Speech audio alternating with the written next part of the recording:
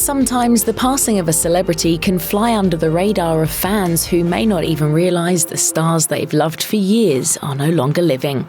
As a small token of remembrance to those we've lost, here are celebrities whose passing may have slipped past the public consciousness. Erin Moran was just 13 when she was cast on Happy Days, playing Joni Cunningham on the series throughout its run from 1974 to 1984. She and co-star Scott Baio then struck out on their own with the spin-off Joni Loves Chachi, which was axed after just 2 seasons. After that, other than a few bit parts on TV series, acting roles dried up. In 2012, she and the rest of the Happy Days cast won a settlement in a lawsuit as compensation for using their likenesses on merchandise. However, a subsequent report from Radar Online claimed Moran quickly spent most of the settlement. She was reportedly homeless and destitute when she got into a brawl with her husband's mum, who had kicked the couple out of her mobile home in an Indiana trailer park.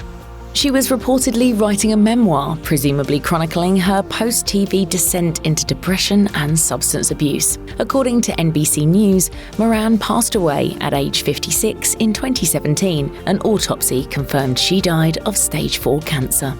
A mainstay of the Police Academy franchise was actor David Graf in the role of the uber-enthusiastic officer Eugene Tackleberry, whose tendency to overreact to even the tiniest whiff of a crime became a running gag throughout the movies.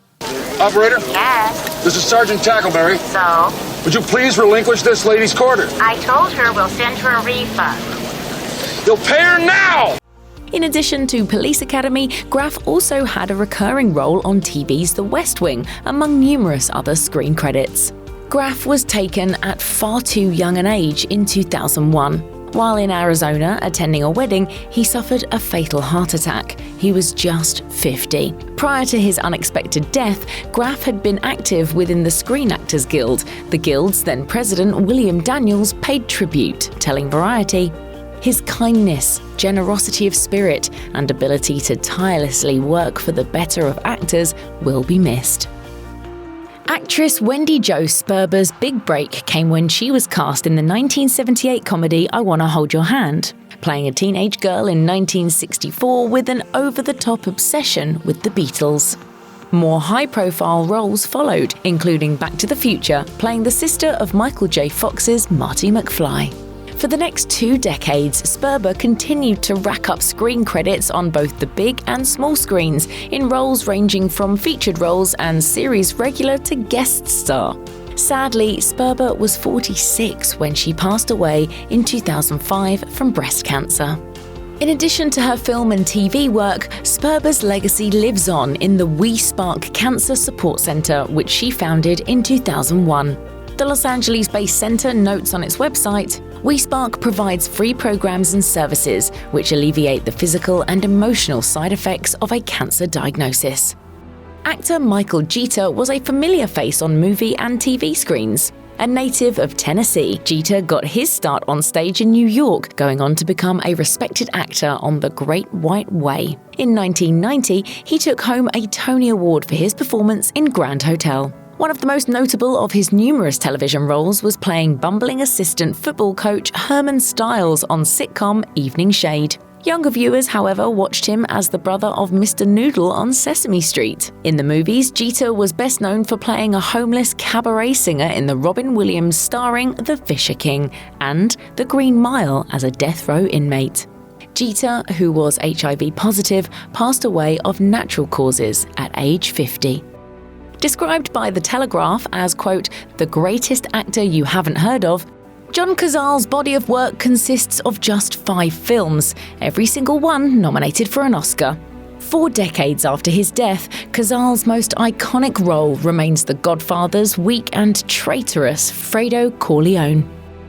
He almost wasn't cast in The Deer Hunter, his final film before he succumbed to cancer in 1978 at age 42. According to The Telegraph, producers of the film reportedly balked at casting him, fearing he could die before the film was finished.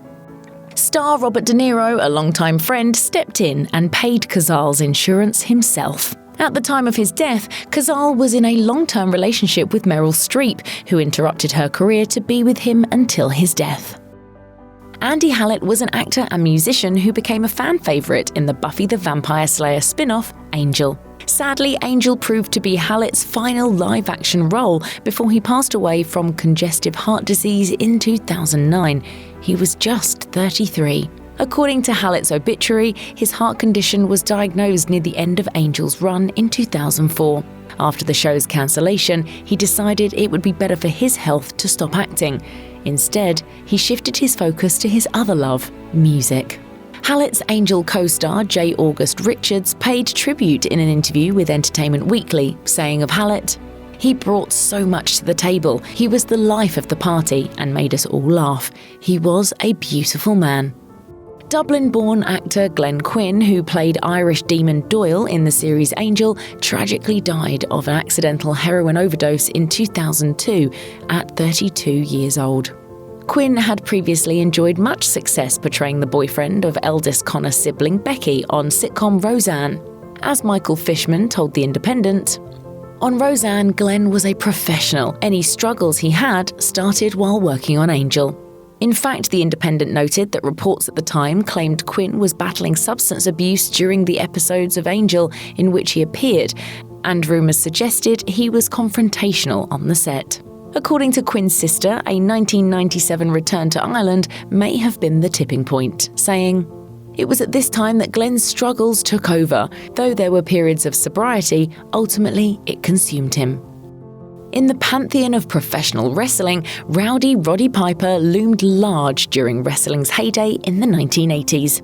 According to the Oregonian, Piper, who was born Roderick Toombs, fought an astounding 7,000 matches during his wrestling career that began when he was just 15. In addition to his prowess in the ring, Piper was known for his wildly entertaining pre-match interviews, which led him to Hollywood. Most notable among the many films and TV series in which he appeared was his starring role in the 1988 sci-fi film They Live, uttering the now iconic line, "I have come here to chew bubblegum and kick and I'm all out of bubblegum."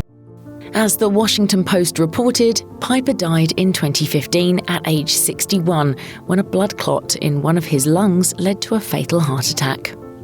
Earl Hindman spent 8 seasons on one of television's most beloved sitcoms, yet never once showed his face.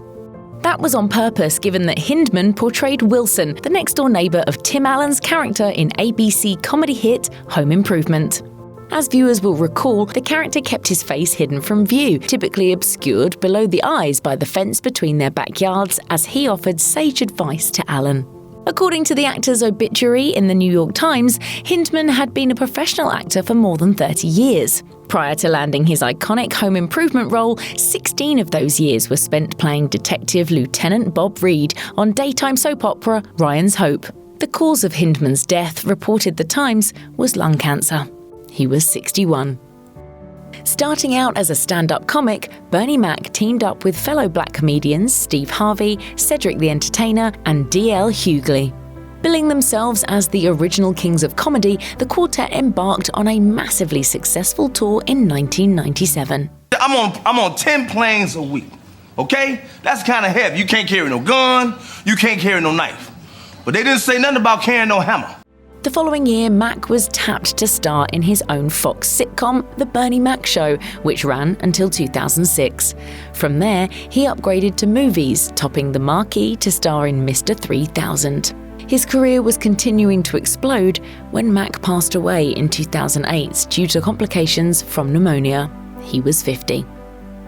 Welsh actor Andy Whitfield landed his big break when he was cast in the titular role for the Starz drama Spartacus: Blood and Sand.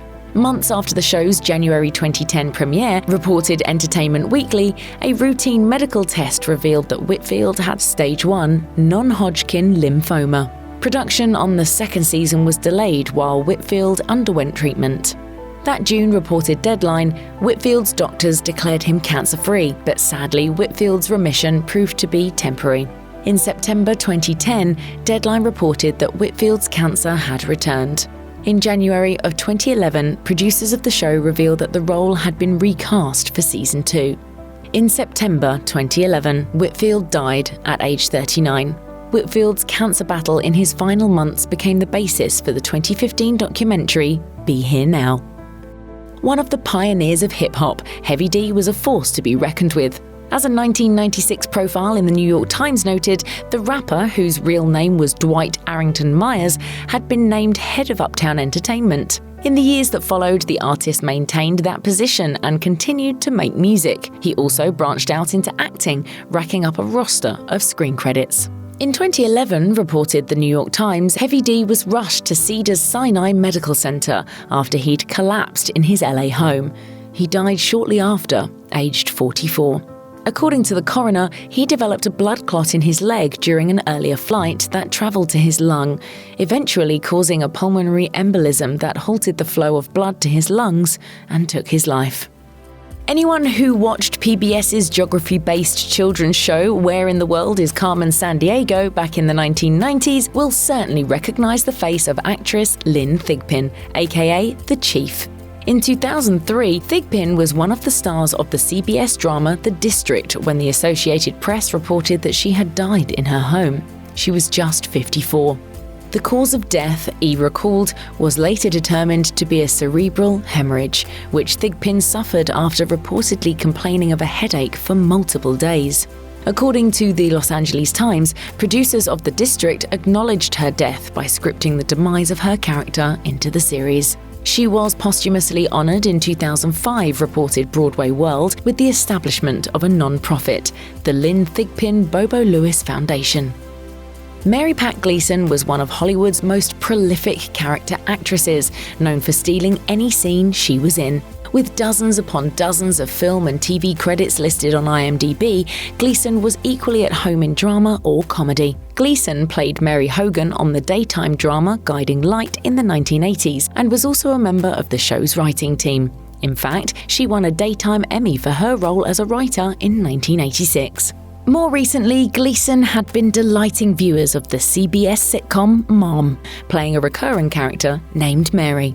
Gleason died several months after her character's last appearance, passing away at age 70 in June 2020.